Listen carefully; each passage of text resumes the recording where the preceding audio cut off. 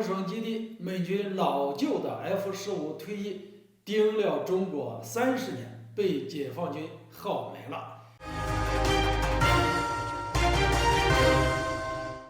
大家好，我是肖玉华，欢迎收看玉华观点。今天我们来聊聊驻扎在冲绳基地的美军 F-15战斗机寿命到期，逐步退役40多架战机曾经盯中国几十年。说起美国的加苏纳空军基地，熟悉军事的观众朋友们一定不会陌生，因为这是距离中国最近的美国军事基地，一直以来被美国视作围堵中国的前沿阵地。这就是海权大国刺向陆权大国的一把利剑。就算是放眼全球，加苏纳基地都是美军海外基地的翘楚，面积足足比日本最大的民用机场羽田机场还要大1倍。这里有大量的停机坪和维护设施，平时就有近100架军用飞机驻扎，战时能容纳的飞机还要翻倍。美国平时在这里常驻的主要的作战力量就是2个战斗机中队，装备有48架 F-15CD，当然还有其他战机轮训。这2个中队可以说是中国军队的老邻居了。从90年代的海峡危机，直到如今的佩洛西访台，这2个中队的战斗机都活跃在对抗中国空军的前沿。最近，美国空军表示，驻扎于加苏纳基地的 F-15CD 战斗机由于过于老旧，终于要开始淘汰了。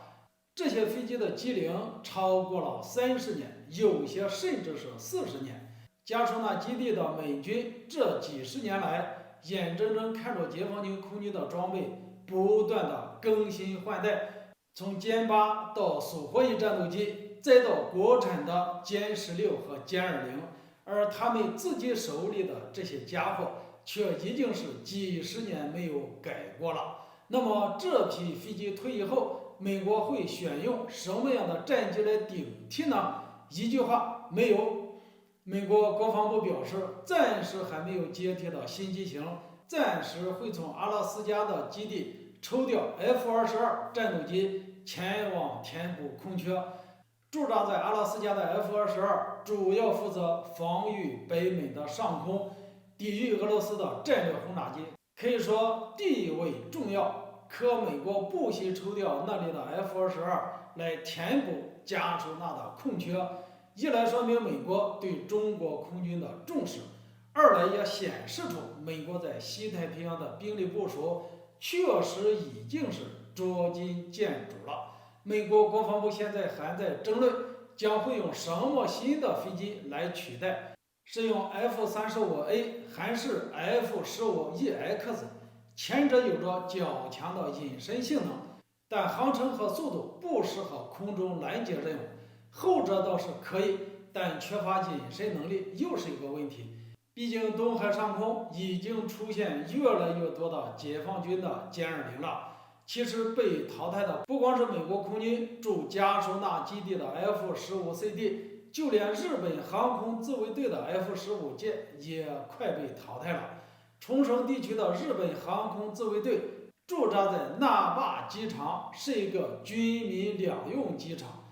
到冲绳地区旅行的人，大多数都能在这里看到日本航空自卫队的战斗机。这些 F-15舰也一样服役了几十年，飞行员换了好几波，眼看着对面解放军空军的战斗机从歼8换到苏-27，又换到歼11，再换到歼20，美国和日本的飞机没有换新，中国空军的更新换代依旧没有停止。美国和日本如果没有更大的换装计划，美国要想独霸西太平洋的制空权，恐怕是没那么容易了。今天这话题就聊到这里，欢迎大家留言交流，下次见。